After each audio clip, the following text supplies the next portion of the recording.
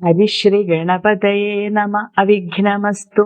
സദാശിവസമാരാധ്യം ശങ്കരാശിവമധ്യമാം അസ്മദാചാര്യപര്യന്തം വന്ദേ ഗുരുപരമ്പരാം. ഓം ശ്രീ ഗുരുഭ്യോ നമ. സ്വന്തം ജീവൻ ഉപേക്ഷിക്കുവാൻ തയ്യാറായി നിൽക്കുന്ന ഭരതകുമാരനെ ശ്രീരാമചന്ദ്രന്റെ അവതാരോദ്ദേശം കുലഗുരുവായ വസിഷ്ഠൻ അറിയിക്കുന്നതാണ് തുടർന്നു വരുന്ന ഭാഗങ്ങളിൽ. വസിഷ്ഠനും ചെന്നു കൈകേയി സുതനോടു ചൊല്ലിനാൻ, മൂഢനായിടൊല കേൾക്ക നീയെങ്കിലോ ഗൂഢമായൊരു വൃത്താന്തം നൃപാത്മജ. രാമനാകുന്നതു നാരായണൻ പരൻ, താമരസോദ്ഭവനർത്ഥിക്ക കാരണം. ഭൂമിയിൽ സൂര്യകുലത്തിൽ അയോധ്യയിൽ ഭൂമിപാലാത്മജനായി പിറന്നിതു. രാവണനെ കൊന്നു ധർമ്മത്തെ രക്ഷിച്ചു ദേവകളെ പരിപാലിച്ചു കൊള്ളുവാൻ. യോഗമായ ദേവിയായതു ജാനകി, ഭോഗിപ്രവരനാകുന്നതു ലക്ഷ്മണൻ. കൈകേയീസുതൻ കൈകേയിയുടെ പുത്രൻ ഭരതൻ, നൃപാത്മജൻ രാജപുത്രൻ, ഗൂഢമായി രഹസ്യമായി. താമരസോദ്ഭവൻ, താമരയിൽ നിന്നും ജനിച്ചവൻ ബ്രഹ്മാവ്. അർത്ഥിക്കുക അപേക്ഷിക്കുക. ഭൂമിപാലാത്മജൻ, ഭൂമിപാലന്റെ പുത്രൻ രാജാവ്. യോഗമായാദേവി ലക്ഷ്മീദേവി. ജാനകി ജനകപുത്രി സീത. ഭോഗിപ്രവരൻ സർപ്പശ്രേഷ്ഠൻ അനന്തൻ. ശ്രീരാമചന്ദ്രൻ ആവശ്യപ്പെട്ടതനുസരിച്ച് വസിഷ്ഠ മഹർഷി ഭരതകുമാരനോട് ഇപ്രകാരം പറഞ്ഞു. അല്ലയോ രാജകുമാര, നീ വിഡ്ഢിയാകരുത്. അതീവ രഹസ്യമായ ഒരു കാര്യം ഞാൻ പറയാം, നീ കേട്ടാലും. രാമൻ സാക്ഷാൽ പരംപുരുഷനായ ആദിനാരായണൻ ആണ്. ബ്രഹ്മദേവന്റെ അഭ്യർത്ഥന പ്രകാരം ഭൂമിയിൽ സൂര്യവംശത്തിൽ അയോധ്യയിലെ മഹാരാജാവായ ദശരഥന്റെ പുത്രനായി അവതരിച്ചിരിക്കുകയാണ്. രാവണനെ വധിച്ച് ധർമ്മത്തെ രക്ഷിച്ച് ദേവകളെ സംരക്ഷിക്കുക എന്നതാണ് ശ്രീരാമചന്ദ്രന്റെ അവതാരോദ്ദേശം. സീത യോഗമായ ദേവിയാണ്. സർപ്പശ്രേഷ്ഠനായ അനന്തനാണ് ലക്ഷ്മണകുമാരൻ. ലോകമാതാവും പിതാവും ജനകജ രാഘവന്മാരെന്നറിക വഴി പോലെ, രാവണനെ കൊൽവതിന്നു വനത്തിന്നു ദേവകാര്യാർത്ഥം പുറപ്പെട്ടു രാഘവൻ. മന്ധരാവാക്യവും കൈകേയി ചിത്ത നിർബന്ധവും ദേവകൃതമെന്നറിക നീ. ശ്രീരാമദേവ നിവർത്തനത്തിങ്കലുള്ള ആഗ്രഹം നീയും പരിത്യജിച്ചിടുക. ജനകജ രാഘവന്മാർ, ജനകജയും രാഘവനും സീതയും ശ്രീരാമചന്ദ്രനും. ദേവകാര്യാർത്ഥം, ദേവകാര്യത്തിനു വേണ്ടി. മന്ധരാവാക്യം, മന്ധരയുടെ വാക്കുകൾ. ദേവകൃതം, ദേവന്മാരാൽ ചെയ്യപ്പെട്ടത്. രാമനിവർത്തനം, രാമനെ തിരിച്ചുകൊണ്ടുപോകൽ. പരിത്യജിക്കുക, ഉപേക്ഷിക്കുക. സീതയും രാമനും ജഗത്പിതാക്കളാണ്. ദേവന്മാർക്കു വേണ്ടി രാവണനെ വധിക്കുന്നതിനായാണ് ശ്രീരാമചന്ദ്രൻ വനത്തിലേക്ക് പുറപ്പെട്ടത്.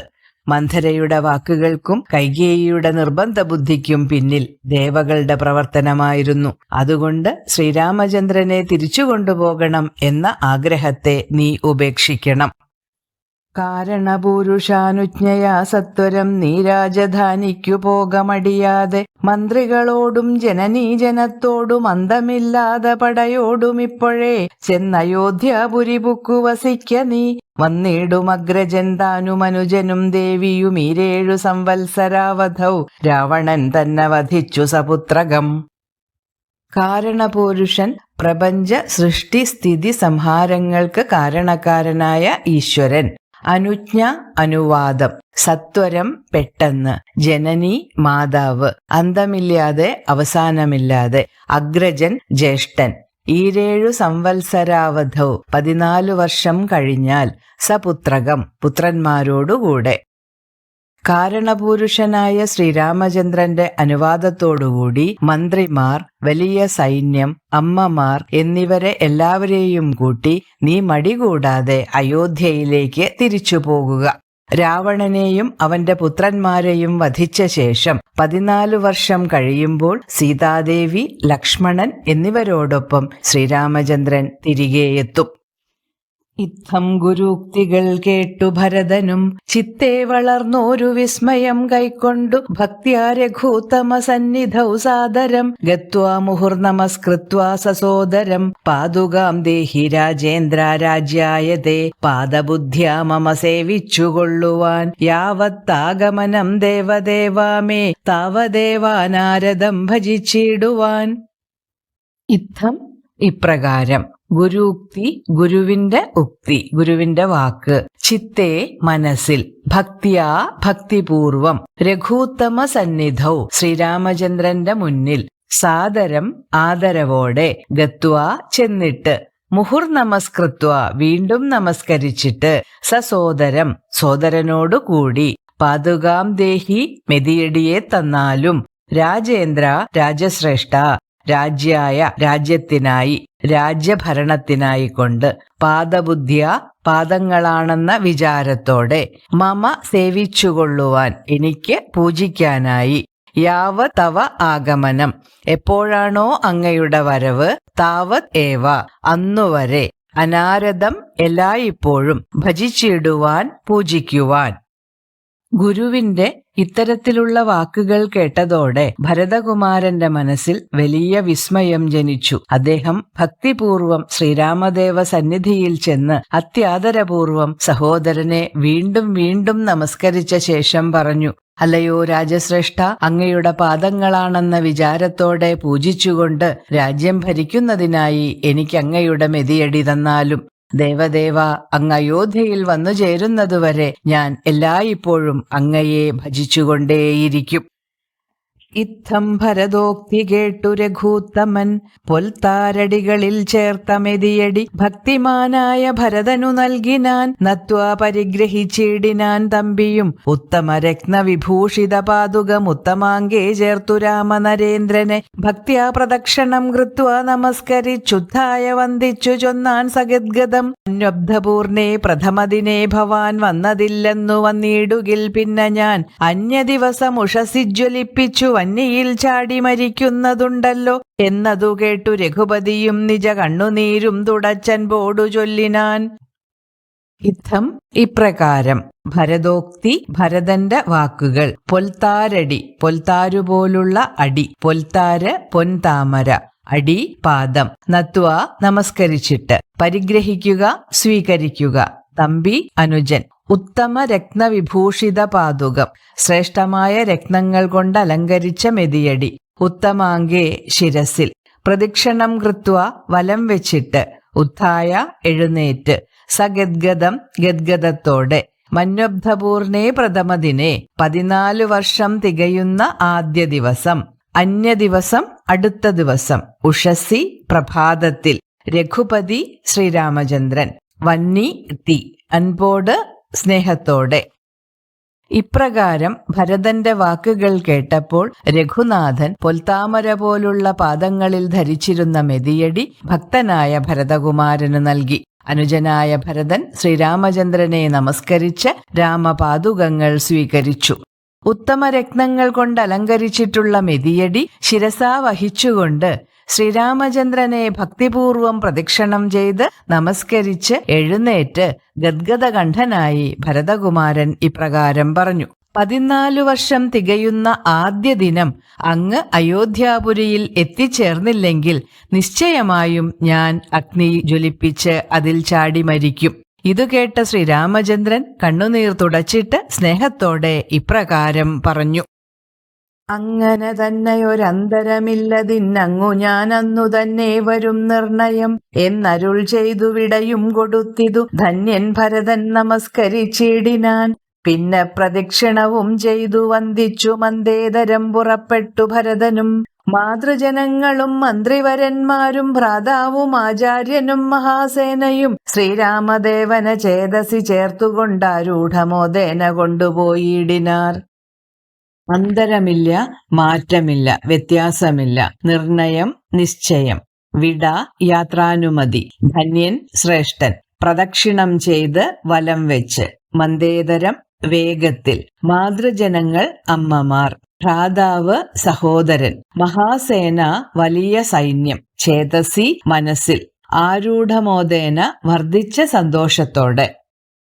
അല്ലയോ ഭരതകുമാര, നീ പറഞ്ഞ പ്രകാരം തന്നെയാകട്ടെ, അതിനൊരു മാറ്റവും ഇല്ല. അന്ന് തന്നെ ഞാൻ അവിടെ എത്തിച്ചേരും. ഇപ്രകാരം പറഞ്ഞുകൊണ്ട് ശ്രീരാമചന്ദ്രൻ ഭരതകുമാരന് യാത്രാനുമതി നൽകി. ധന്യനായ ഭരതകുമാരൻ ശ്രീരാമചന്ദ്രനെ പ്രദക്ഷിണം ചെയ്ത് നമസ്കരിച്ച ശേഷം വളരെ വേഗം യാത്രയ്ക്ക് ഒരുങ്ങി. കൗസല്യ, കൈകേയി, സുമിത്ര എന്നീ അമ്മമാരും മന്ത്രിമുഖ്യന്മാരും സഹോദരനായ ശത്രുഘ്നകുമാരനും ആചാര്യനായ വസിഷ്ഠനും മഹാസൈന്യവും ഭരതകുമാരനെ പിന്തുടർന്നു.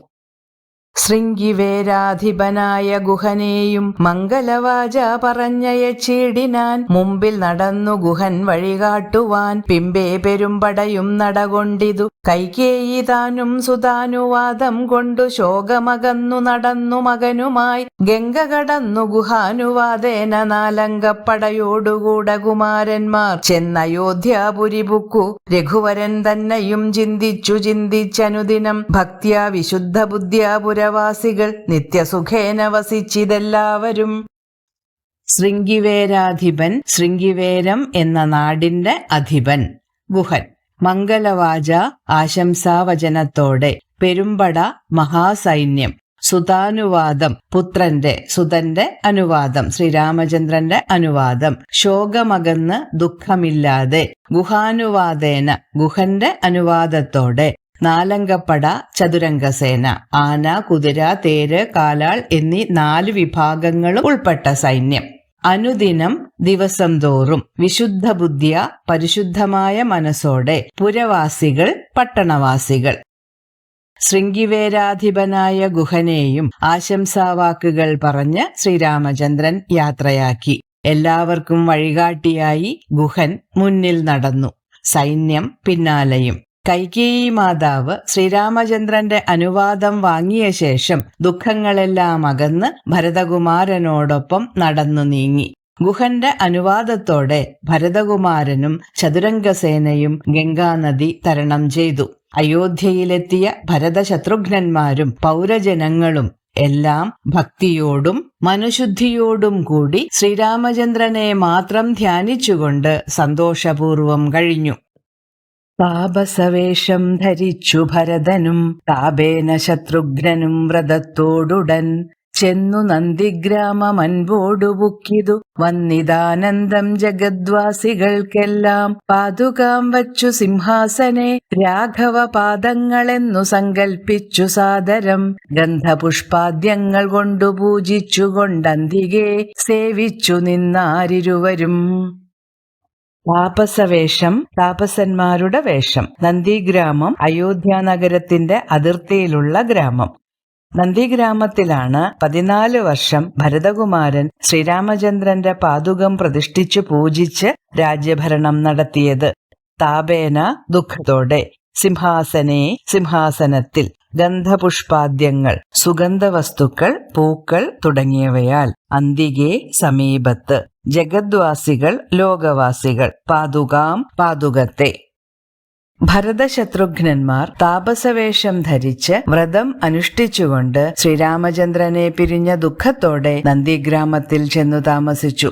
ഭരതകുമാരന്റെ ഭരണത്തിൻ കീഴിൽ ജനങ്ങളെല്ലാവരും സന്തുഷ്ടരായി. ശ്രീരാമചന്ദ്രന്റെ പാദുകങ്ങൾ സിംഹാസനത്തിൽ വെച്ച് അത് ശ്രീരാമപാദങ്ങളാണെന്ന സങ്കല്പത്തോടെ സുഗന്ധദ്രവ്യങ്ങളും പൂക്കളും അർപ്പിച്ച് പൂജിച്ചുകൊണ്ട് പാദുകങ്ങളുടെ സമീപത്തായി ഭരതശത്രുഘ്നന്മാരും നിലകൊണ്ടു.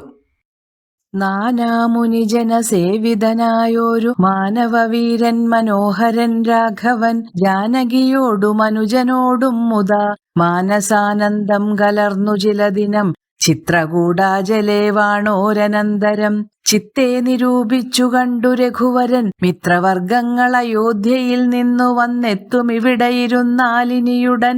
സത്വരം ദണ്ഡകാരണ്യത്തിനായി കൊണ്ടു ബദ്ധമോദം ഗമിച്ചിടുക വേണ്ടതും. ഇത്തം വിചാര്യ ധരിത്രീസുതയും അത്യുത്തമനായ സൗമിത്രിയുമായി തഥാ തത്യാജ ചിത്രകൂടാചലം രാഘവൻ സത്യസന്ധൻ നടകൊണ്ടാൻ വനാന്തരേ.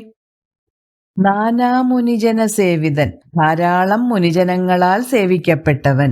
മുതാ സന്തോഷത്തോടെ. ചിത്രകൂടാചലെ ചിത്രകൂട പർവ്വതത്തിൽ. വാണോരനന്തരം താമസിച്ചതിനു ശേഷം ചിത്തേ മനസ്സിൽ മിത്രവർഗങ്ങൾ ബന്ധുക്കൾ സത്വരം പെട്ടെന്ന് ബദ്ധമോദം സന്തോഷത്തോടെ ഗമിച്ചിടുക പോകുക ഇത്തം ഇപ്രകാരം ജാര്യ വിചാരിച്ചിട്ട് ധരിത്രീസുധ ഭൂമിപുത്രി ധരിത്രി ഭൂമി സൗമിത്രി സുമിത്രാനന്ദനൻ ലക്ഷ്മണൻ തത്യാജ ഉപേക്ഷിച്ചു ചിത്രകൂടാചലം ഉപേക്ഷിച്ചു.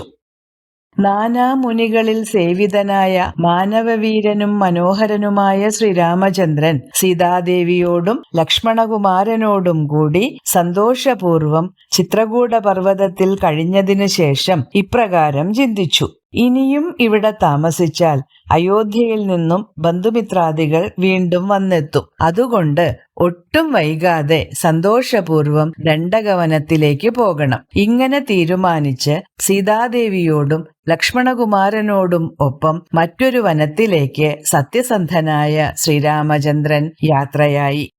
ദണ്ഡകാരണ്യത്തിലേക്കുള്ള യാത്രാമധ്യേ ശ്രീരാമചന്ദ്രനും സീതാദേവിയും ലക്ഷ്മണകുമാരനും സപ്തർഷികളിൽ പ്രധാനിയായ അത്രി മഹർഷിയുടെ ആശ്രമം സന്ദർശിക്കുന്നത് അടുത്ത ഭാഗത്ത് നോക്കാം.